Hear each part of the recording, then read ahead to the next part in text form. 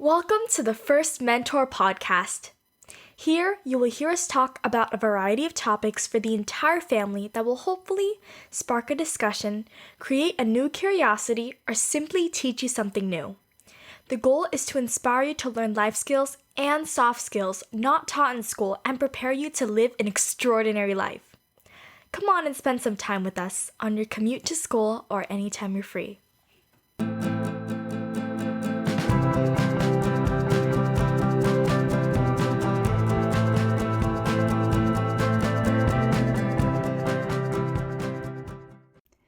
Hello, mentees and family of mentees.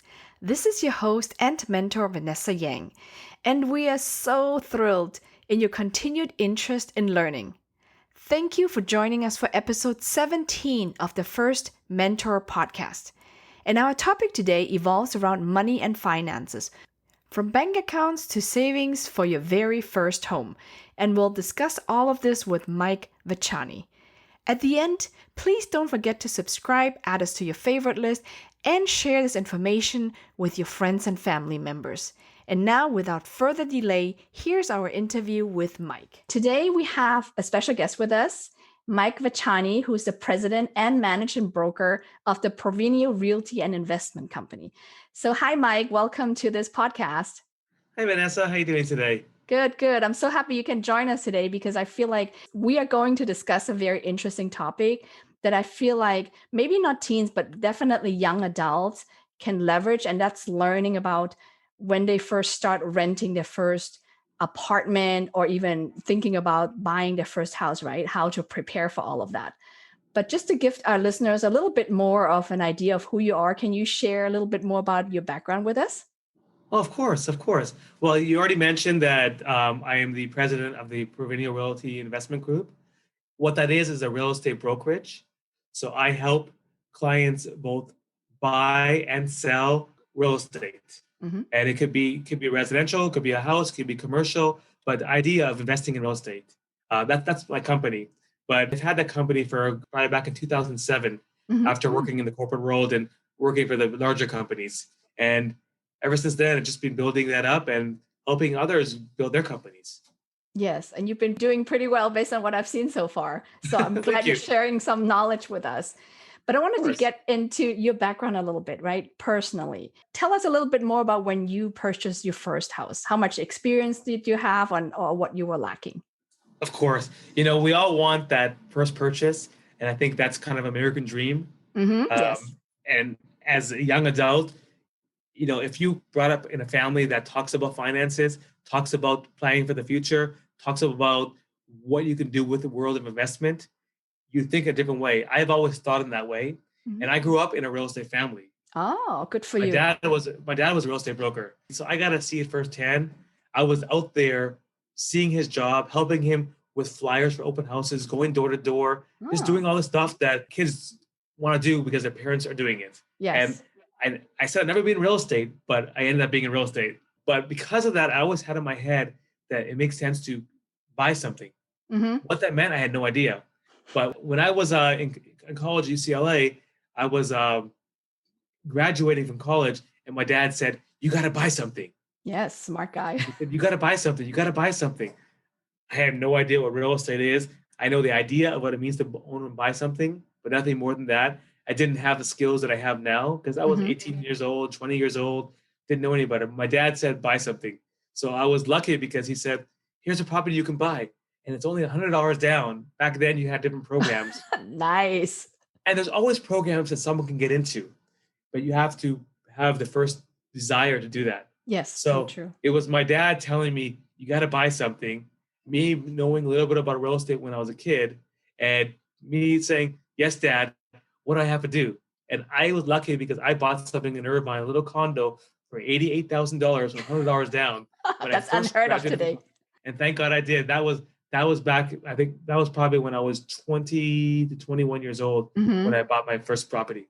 Yes, you're so lucky to have your dad teach you that, because I think my story is the complete opposite. My parents were immigrants, right? So it was a lot growing up, just survival. And then coming to the United States was a lot of survival, just learning English, getting through college. But at some point, I think when I became a professional and I graduated, the idea came into mind of buying a house, but I was so scared. And because I didn't know, I didn't have any friends who were in this circle or had their own house already, right? So I started looking into it. And one funny thing I've learned, which was wrong information, all I knew was you have to pay a mortgage, right? That's monthly, a payment to pay back the debts that I have to get the house initially, and then something called property taxes and insurance. And initially, somebody mentioned to me around $600 insurance. And in my mind, I thought it was $600 a month instead of a year. That Oh, was that's a back in big the days. difference. Exactly. It's a huge difference. And because of that continuous thought of thinking it was $600 a month, I was like, I cannot afford to buy one, cannot do it. That's why I postponed it until way later, until I lifted the myth. I'm like, oh, a year, not a month. Most people are just afraid because Yes. you know what? For young adults, especially when you're coming out of college, when you're 19, 20, 21 years old, and usually it's after 21 typically, but if you've never really rented a place yet, you've never Mm-hmm. really had the experience of renting, it's really hard to buy something. True. So I think the first thing is people get used to renting, understand what renting's all about, and Yes. then they say, oh, well, I can buy something. What does it mean? And then if they compare the rents to that and they start talking to their friends, usually most people will start buying the first house around, and if it's a young age, 25 to 30. Like right now, in the last 6 months, my last 12 or 14 first time buyers, first Mm-hmm. time home buyers Yes. were in that 25 to 35 range.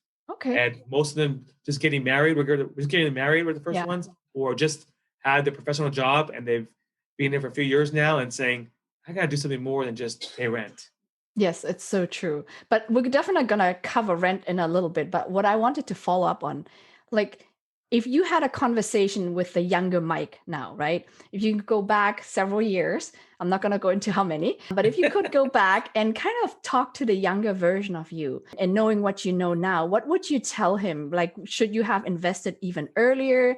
Should you have bought something else besides a condo? Like, what conversations would you have with the younger version of yourself?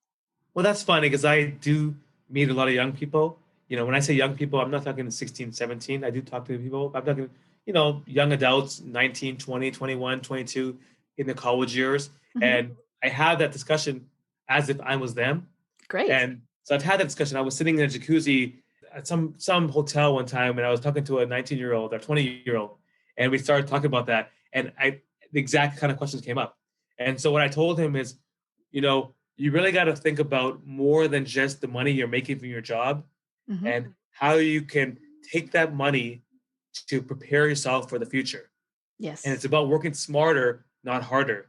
So And the true. more you can think about planning, you can be in a better situation. And that's when we talked about not just buying a house, but other things like buying a car and other Mhm. resources. And I said the biggest thing that you would do is if you spend too much splurging on those things we don't need, such as the Yes. new phone every year, or eating these heavy dinners outside all the time, or just Mhm. I make $5,000 a month and I spend $5,000 a month on frivolous stuff. Find a way to put some of the money aside right in the beginning. Mhm. Save up enough. So when I save up the first 10 or 15 or $20,000 because I have a job already, I can qualify to buy my first property. It's about a risk because I would tell myself that if I can save some money and if I can find ways to not spend as much, I can invest into something at a younger age. Yes. Instead of waiting until I'm getting married or waiting until I'm 25 or 35 years old, I can do it when I'm 21. Mhm. And I don't even have to live in that place. I can buy that place, I can rent it out and learn all about that side of things because as a young adult, you get to learn what renting is about. And so I would tell myself, just think, Mike, when you rented, you paid the money to somebody. You paid the landlord money. Yes. Imagine if someone was paying you that money that covered your whole cost of things, and then you go live somewhere else. And Yeah. you just all because you saved some money aside. In 10 or 20 years, that $100,000 property you bought is worth $1 million and it's paid off, and you have $1 million in the bank, all because you didn't take the extra trip or buy the extra expensive car or buy the extra phone every month, and Mhm. you put a down payment into something. So I would teach them about the basics of real estate or investing. I will teach them the basics of just saving money Mhm. and how to start even with some smaller things, whether it be in real estate or something else. That I would go into the savings. I mean, I was lucky because I thought that way. Yeah. but I would get more into it because I would have started younger then. I Yeah. got like what my dad said. If my dad didn't do it, I would have been too afraid because security blanket would say, no, say don't spend money. I can't spend double my rent because I don't Yeah. understand it. So also I would tell him it'd be a great idea to find a mentor or volunteer with someone who can give you advice. So if you're interested in something, they always want to, there's always different internships out there or something when you're in college. That internship will give you connections, and those connections will give you a way to get a mentor. Find a way to get a mentor. If you're in college, you can get a mentor, and that mentor will teach you a lot of things that you wouldn't otherwise learn. And that mentor can help you in whatever it is. In this case, investing. So that would change a lot. And I was lucky I got those mentors, but if I would have did it earlier on, I could have started earlier on. Exactly. And I think it's always good to know certain things ahead of time. And that's what I'm starting the podcast, is really to help teens and young adults learn those things. Because what I've learned in life is you don't know what you don't know. So many times there's things out there you should be aware of, but it never even crossed your mind, right? So having a mentor, having somebody to guide you to even start thinking about it is so valuable, extremely helpful. So completely agree. Yes. And let's talk about renting your apartment for the first time, right? Because as they grow, I mean, probably in high school, most people still live at home, but their first time thinking about potentially renting is when they apply for college because it's not close to home. Now, when you move out for the first time, what is it that you need to be aware of?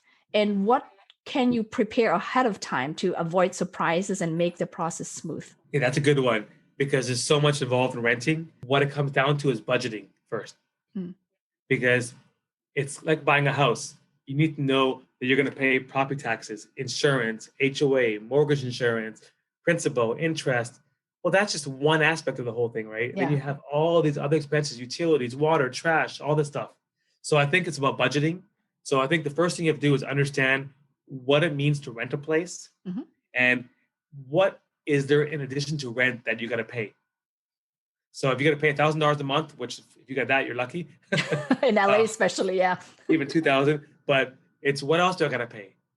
I remember when I went to UCLA, I lived in the dorms the first 2 years, so it wasn't, as big an issue because that was all done for me. You don't think about it. You got food, you got this, you have all that kind of stuff. But I remember that after my second year, I had rented an apartment in summertime, and we got six friends together. We rented an apartment, and we looked at the overall cost of the rent and didn't really look at everything else. We didn't think about the utilities, the electric bill, the gas bill, all those different bills. Yeah. And yes, it was smaller back then, it was lower cost, but it's still the same idea. We learned that because we got all these bills and we had to pay it. Fortunately, I was always the one that's kind of responsible. So I was one doing that for all my friends too. We had 6 people living in one 2-bedroom apartment. Lucky for them. Yeah, but reality is, I would say is the best thing to do is you probably have if you don't have a parent that can give you some basic advice of renting, a older cousin or older brother or someone who's gone through that would be helpful to say what's involved in renting and how much money you got to set aside for that. I think that if you learn more about that, even in the high school years, of what's included in a budget for a house, that would be a good thing. Doing some basic budgeting of a household. Yes. That's a good start for first time renting. Outside of actually searching for the property itself, that's different. That's a different story, yeah. That's a different way of doing that. But that's the first thing is budgeting. Yes, I completely agree with you because sometimes, I'm trying to remember the first time I had to rent an apartment. The surprises were, well, the down payment, I kind of heard about it, but you have to like pay your first month and then the last month. So let's say let's go with an easy example of $1,000 a month, right? It's not enough just to have $1,000 a month in the bank. You have to have maybe 3,000 because you have to pay your first month right away and then the last month right away. And many times there's even a security deposit required that you might or might not get back when you move out. Depends on what condition you leave the place in, right? So and the other point is having good credit, because your landlord is going to check on you to see, is this person credit worthy? Are they going to pay me rent, or do I have a problem tenant potentially? Yep. And if you're not renting in a college town, it's much harder because in the college town, they expect you to be students. There's less reliant on some of those items, but in reality, you hit the major ones I totally forgot to talk about is the idea of your credibility, your credit, your income. And yes, usually they want you to have 3 times the income of the rent. Well, that means your job has to make 3 times. You got to have security deposit, and they want to see that you have 4 or 5 or 6 months of that already in the bank, so you're covered. Because when you're younger, you might get a guarantor, have your parents guarantee your rental, and that's how a lot of younger people get it done. And that's one thing they can learn about. But if you can't do a guarantor, how are you going to qualify? If you're a young adult who's actually working, not a college student, it's very different, right? Yes. When you're a college student, they look at your financial aid and they can get around some of this stuff. But if you're outside the campus, they don't do that. I own property. I rent a lot of young people. And what I've noticed is the younger they are, they have a hard time just making the basic bills because they don't expect things to come up. Like I have to pay an electric bill, gas bill, and a water bill. I didn't know I had to pay water or trash. Trash. Yeah. I actually sit down with them and go over all the things when I first meet them, even though that's not my job, but I want them to be successful. Great. Like I want anybody who's young to be successful because you know what? I had a lot of people that mentored me and helped me be successful because they told me good advice. No, that's so true. I think it's so important. And you're giving them a free finance lesson and budgeting lesson at the very first meeting with you. So that's awesome that they come across you.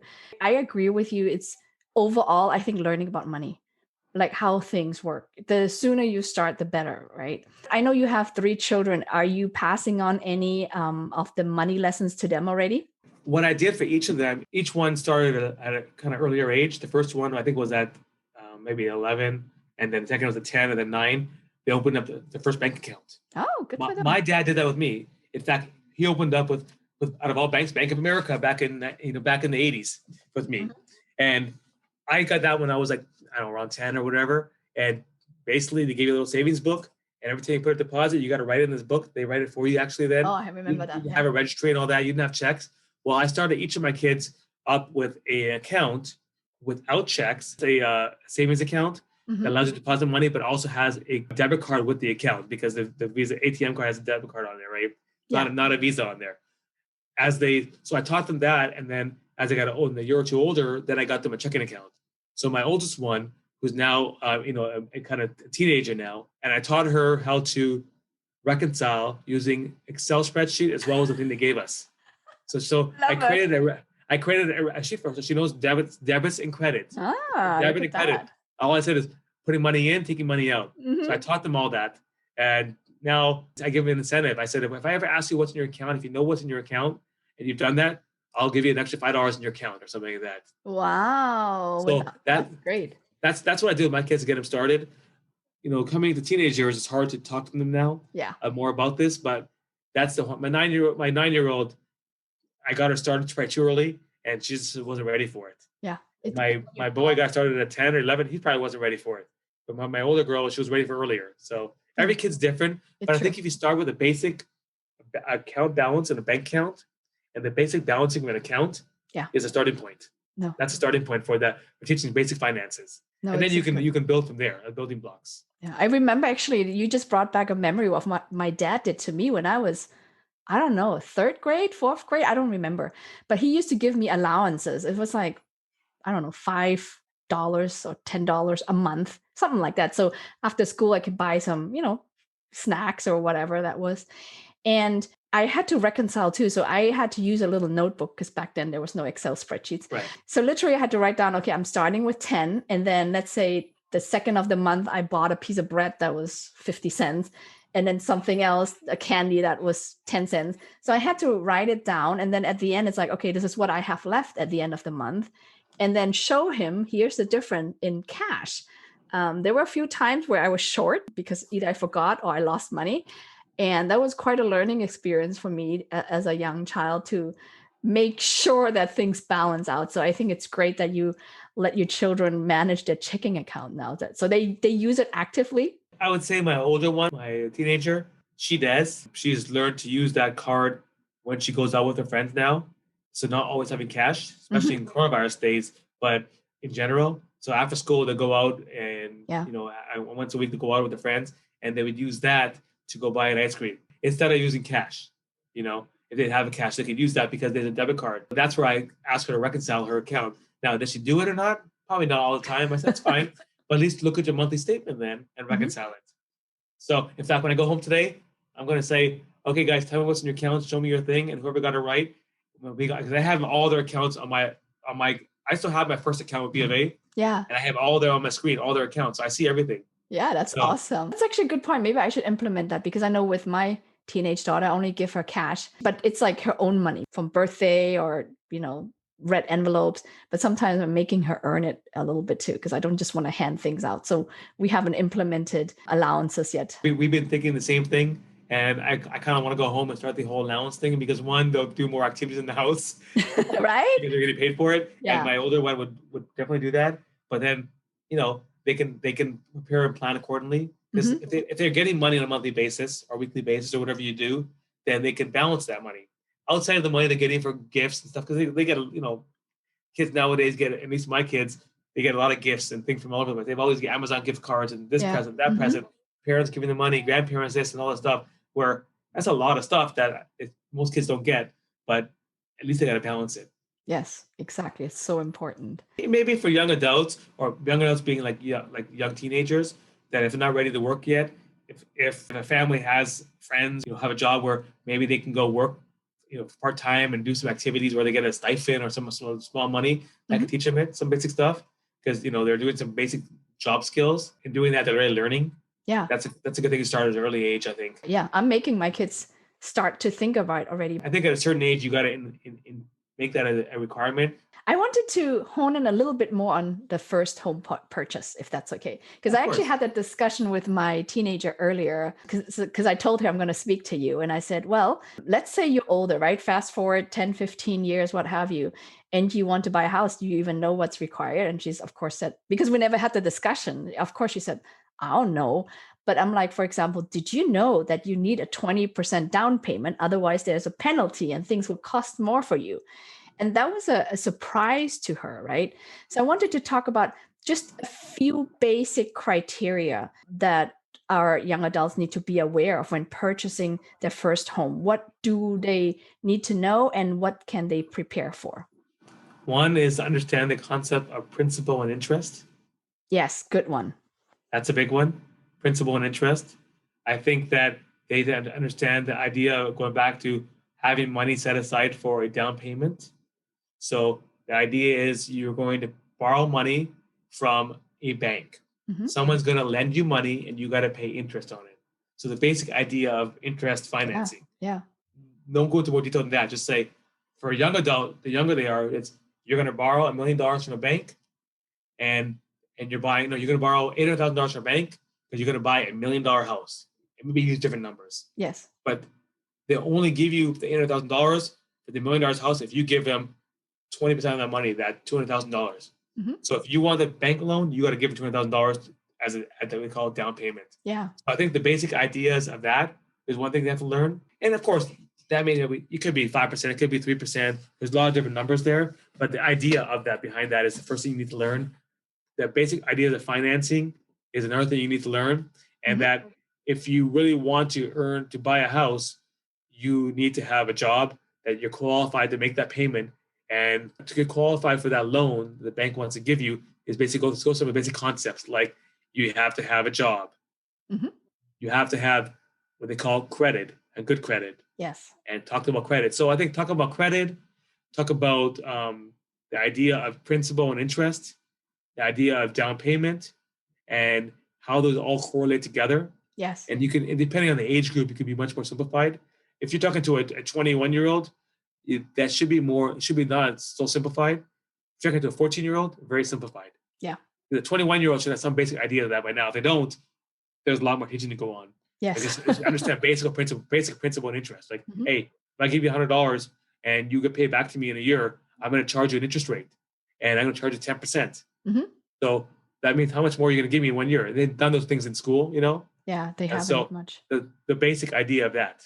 Yeah. And then of course, then you can move to the bigger stuff. Mhm. And actually, all the principles you just mentioned actually apply to our teenagers when they buy their first car, right? Yep. The same idea of principal and interest, the same idea of having a good credit score and a down payment. So it's actually the same story. It's just a smaller purchase. And maybe that's where you start because the rentals is probably the first thing on the house you start with. And the car is your first big purchase as a young adult. Yeah. That's usually your first big purchase. You get a job, you rent a place, when you're young and you buy your first car, if you're buying from a dealership or something like that, and if your parents aren't helping you, well, the good news is qualifying for a car is so much simpler than qualifying for a house. Yeah, true. You basically got to just show you have income and that you have somewhat decent credit. And if you don't, you can still get it. Just got to pay more interest. And that's probably the simplest way to start. Teach someone to start with the car side of things, of Yeah, the I basic agree. financing ideas. Because if they're buying a house, they should have already bought a car in their life. Yes, we hope so, More right? likely or not, because Yeah. they would have done that because you wouldn't be jumping to a house that quickly unless your mom and dad just give you everything. You don't have to buy a car. Yeah. And that can happen. There's a lot of young adults that don't know any of this stuff because their mom and dad pays for everything and they never paid a credit card bills in their life. Exactly. So Yeah. the other thing is actually, you mentioned the car, but the other thing before all this stuff is the credit card. Okay. Yeah, let's talk about that for a little bit. That's interesting. So I think really it's the bank accounts first, then the credit card, then the car, and then the house. And the credit card is where you really start to learn the really basics of APR, APY, right? Mm-hmm. You wouldn't get the APY at all, but just the basic interest rate. You're paying 5%, 10%. Forget the yield because that's too advanced for this. So just the basic APR. What does it mean? Because that's the first thing to see, right? You get your first credit card when you're in college. They swarm you with credit cards. Oh my God. Yes, I remember. That's where most young adults mess themselves up because they get a line of credit, don't understand they got to pay it on a monthly basis, and they fall behind and ruin their credit. Mm-hmm. That's really good. So I think actually backing up from the car and backing up from the house is the credit card, because that'll probably even happen while you're living in the dorms or getting your first apartment. So The true. credit card. So Yeah. credit and credit cards are probably something the building block to all the other two. Yeah. I remember the times with credit card and credit score. And I remember they had those little tables, right? When you walk I know. in I and they're sold like, those things. and then it was like, well, apply for credit card, easy to get, and you get a free, I don't know, whatever they throw at you, something for free. And it's very enticing, but because I was so scared and I didn't know anything, I keep saying no. And I think it's a fine balance between starting how to use a credit card, but knowing how to manage it, because I was the complete opposite conservative. I didn't have one until I was forced to, and my first job. Well, that's why the problem is you're right. In college, you get enticed by the free stuff. I know I used to, for Citibank, I think it was Citibank or Citibank credit card, I would get paid $20 an application to go get people to sign up. I remember going around the dorms and getting people to sign up for credit cards and getting paid $20 or whatever application. I was always in sales and somewheres. Yeah. I was making money by getting people to sign up credit cards. And they're signing up because they get a free UCLA sweatshirt or whatever it is. And like, oh, cool. It's all free and no cost for this thing. And then they get it. They had no idea what it is. So, and they know there's no rules about that. They give it to you without any training. And so that's where I think that some of the basic life skills have to be taught. And that's where that's really the first one that young adults, even teenagers, come across. Yeah. And maybe that's where the idea of getting a debit card or a Visa symbol on your bank card right now at a young age teaches you how to manage your account without affecting your credit, because you can't overdo it because it's a debit card. It's a Visa symbol on a debit card. Well, guess what? You can't go over because it won't go through. And you won't hit by your credit because your credit's not affected to this. So, and then some parents might give a credit card later on to help build credit, but that doesn't usually happen. I remember I got my first credit card, I think it was a Discover credit card, because they were big in colleges back then. And I had that Discover credit card. That was my first credit card. And then I think I had American Express because they pushed hard on me to get it, one of those green ones back then, because they gave it to the students. Yes, I remember those. I think I had 5 credit cards by the time my first year or two was over, because they kept pushing it on me. Yeah. And then I didn't use them all. But fortunately, I already understood some of these concepts. So I've always been more conservative in terms of my spending. I understand the basics. I don't let things get late. That's the way I am. But I can tell you 9 out of 10 students there that my friends were, every one of them had problems. Where they were late on their credit cards and they get those late notices, and because they just forgot or didn't know what it meant or didn't have the money or whatever it was. Yeah. And to your point with interest, right? I mean, credit card interests are like 20, 30%. And it might not mean much if you pay it back timely, but just missing it one time, not only do you get charged interest, but also a hefty penalty for being late. And I remember the first time I was late, I was like, what is this 39 extra dollars that I didn't spend? And $39 is a lot of money Oh, when you're younger. yes. I Yes. mean, I mean, it's probably not as much right now because we go to Starbucks and all that stuff. It's still a lot of money, Yeah. but when you have kids and family, $39 is gone in the blink of an eye. Yes. But it's still a lot of money when you're a young adult. I Hmm. mean, when you're in college, it's where to get the next free meal at because I don't want to spend $5. Yeah. So true. So true. Let's talk a little bit about the difference. And maybe, I don't know if it's too early of a discussion for a young adult, but let's say they advance a bit, maybe their family helps them, the decision between renting and buying, right? Do you have clients recently, because you mentioned earlier that you have young adults like in their early 20s come to you and ever ask you for advice? Well, I'm thinking about buying, or should I continue renting? Like, what advice do you share with them? Yeah, I think the first thing is understand what your goals are. Um, if you're not fluid right now, I mean, you're fluid where you're kind of nothing holding you down. You're all over the place. You travel a lot. You may be changing jobs a lot. It may not be the best time to buy that first property. Hmm. It'd be better to rent that property because you don't want to be held down anywhere. But if you're a pretty secure person where your job is secure, and you're feeling comfortable in your life and your bills and everything around you, where you're financially feeling stable and you're paying your rent and you'll have no problems every month and you have some money in savings, that's the time where you can start thinking about buying your first house. Because I don't think you should buy your first house unless you have everything else under control first. Good And point. the basic idea of paying those credit card bills in time and not having debt. Because you have a lot of debt and you buy your house, you're just getting more debt and Yeah. you have a hard time controlling that debt. So a Mhm. lot of times what I tell people is let's look at your monthly expenses right now. Let's look at the rent you're paying right now. And they might say, oh, I'm paying $500 a month for rent right now. Yeah. Let's say they're paying $500 a month rent, and the cheapest house to buy out there is $2,000 a month for a mortgage payment. That's $1,500 difference. Well, if they only make $2,000 a month, it doesn't make sense. So what I'll Exactly. tell them is let's assume you're stable and you feel comfortable with your basic finances. I would tell them basically if you should be between 33% to 50% of your income to use towards your household in terms of your mortgage payment and and mortgage, interest, principal, taxes, insurance, as well as all utilities. Okay. If you want to be real simple, take 1/3, no more than 1/3. If you go past 1/3 of your overall income for your mortgage payment by itself, you're putting yourself in a very tough situation if you're not as fiscally responsible or Yeah. don't have a lot of money coming in. So So I true. tell people if you're in that under 50% or better to be 1/3, you're in the right frame to start thinking about buying a house. Yeah. Good point. Because you can, if I say you make $100,000 a year and you're okay with giving $50,000 a year towards your house and you still be fine, let's talk about buying a house. Then we start talking about saving money. How much money you have saved up, and then we go through that process again. So that's what I usually have a discussion to balance what the costs of renting are, the cost of buying are, and make them understand what the differences are. And I really spend an hour or two with all my first time buyers. I spend at least 2 hours just going through some basic stuff with them.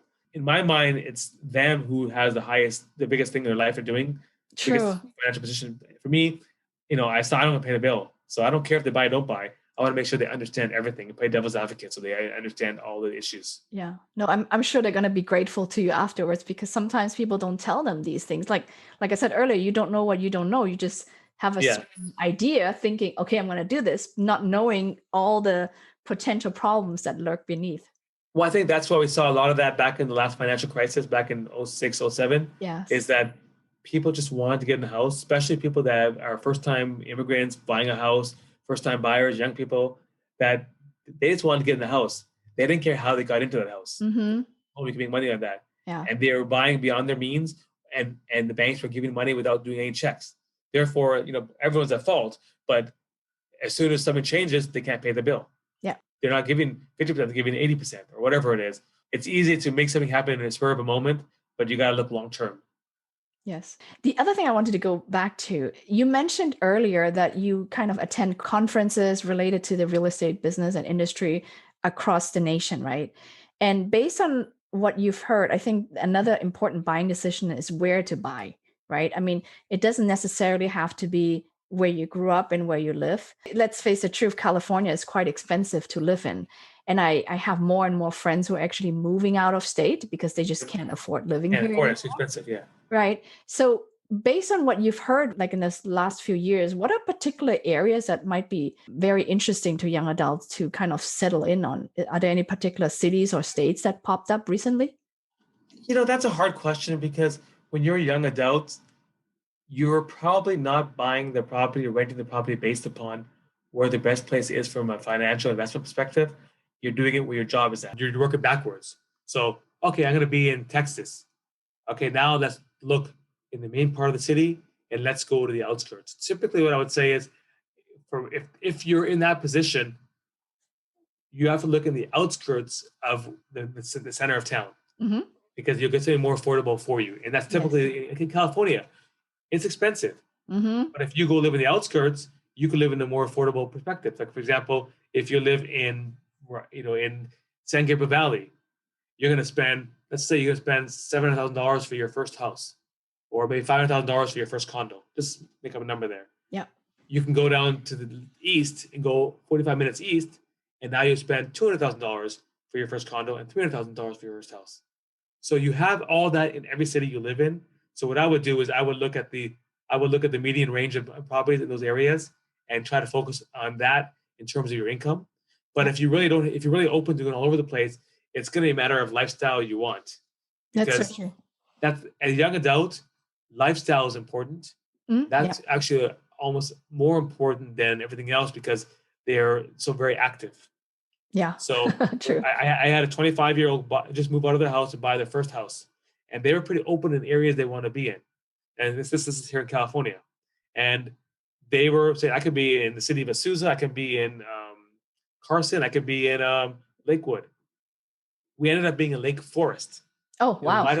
Why do we end up in Lake Forest? Because the affordability for that condo, let's say, is $450, and the ones in other areas were $500. That's a big difference for that age. But his lifestyle was he likes more outdoors, he likes biking, he likes going in the hills. Lake Forest had all that right around him. Mm-hmm. And it gave him more of that kind of peace of mind that he likes in his mindset, but also the affordability. If he would have bought in Glendora, for example, he would have paid $100,000 more for less property. Yeah, yeah. So that's really big. Balance those two together against his income. So there's always ways to make that work. But I like it in general how you're saying, just look at the outskirts because it tends to be a little bit cheaper. Yeah, your commute might be a little bit further, but it's really all about balance and looking into what's important to you, your income and your lifestyle. And that's what changes later on, right? We value our time more than other stuff, and we balance our lifestyle with the time where paying the extra money can maybe be worth it, not worth it, because the time I have once you get older, you have family and kids and all that stuff.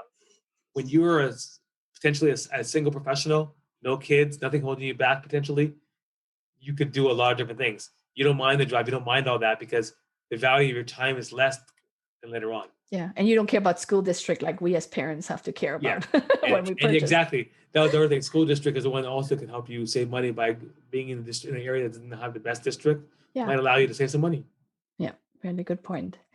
I wanted to kind of wrap this up with one more question. So, as you know, with this podcast, I'm really trying to create awareness among our teens and young adults on different subjects that they should learn or at least be aware of to prepare for their lives, right? Is there one particular topic that you feel like is really important for them to learn? The earlier, the better. I know we talked about learning different aspects and concepts about personal finance, but is there any other one area that you feel is really important for them? I think if they can do some basic economics class, they have that in the schools. Basic economics class, that'd be good. But reality is you don't have that in most schools. Yeah. At least not in high school, and then college you will have that.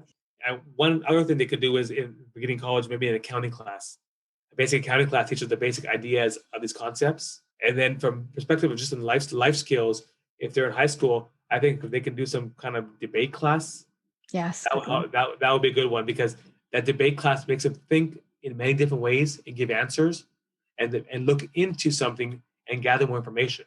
And when you're doing anything in life, especially with finances and buying a house or investing, you have to look into things, gather more information, run your numbers, run some analysis. It might take you some more time if you don't have the skills of the basic mechanisms there, but that logical thinking comes from looking at the whole picture. And debating requires you to do that, or public speaking. I like that. Public speaking. And so I think those things will help you because those help you in all those aspects. Like playing Monopoly, Yes, we played that several times too. it's about logical thinking, it's about negotiating, it's about buying a property that you can rent on the property that you've bought. Yeah, that's true. So I mean, you're a landlord, you're buying a property and you're getting rent and you're paying inheritance tax or tax still thing. Yeah. Those are good ideas to explain what it is to a kid. They're having fun with it, but you throw it in there little by little. Yeah, You know, good those old point. board games that are personal finance board games that you probably don't see much used anymore could be very helpful, and that's why they exist. Yeah, I love them. I love learning through play. Now you've dropped really some great advice and really helpful information for people to look further. So if they're interested in kind of learning a little bit more about you, is there any way to connect with you, like maybe look at your website or any social media they could follow you on? I would be glad to give advice to anybody who needs it or needs some basic mentoring. They are welcome to give me a phone call if they want at the office here, which I'd be glad to share the number if you want that number, which is 626-303-7936. You're welcome to that, or you can email me at my email, which is my name at my company, which is Mike at Provenio. That's PROVENIO Realty, REALTY.com. I think those are the best ways that you can connect with me. You can also find me on Facebook and LinkedIn and all the social media sites. But before I would give me a call first and see who you are before I connect you to those things. You have always been very, I would say, nice about sharing all the information and knowledge. I mean, I've known you for several years now, so I've always known you as the person who has been super helpful no matter what. So I really appreciate that. We always people helped us, we gotta help them. Yes, I And agree. the young adults are the ones from young ages to especially teenagers, is that you can make or break somebody by just giving them basic advice that'll change their life for good. So It'll true. change their life for good if you can mentor them at a young age. The parents are the first ones, but the parents can't always connect to the kids the way they want to. And then it's someone else, a coach, a mentor. Yeah. And that's how you change someone's life. And I cannot agree with you more. Wow, what an amazing conversation we had. Thank you so much for your time today, Mike. It was great speaking with you. Of course, anytime. I appreciate it. Thank you. Hope you enjoyed our interview with Mike Vachani. You can probably sense Mike's passion on educating our youth about finances, right? We definitely heard about the needs to learn about budgeting, which I completely agree with. So we'll most likely create some sort of content in the future around this topic for you.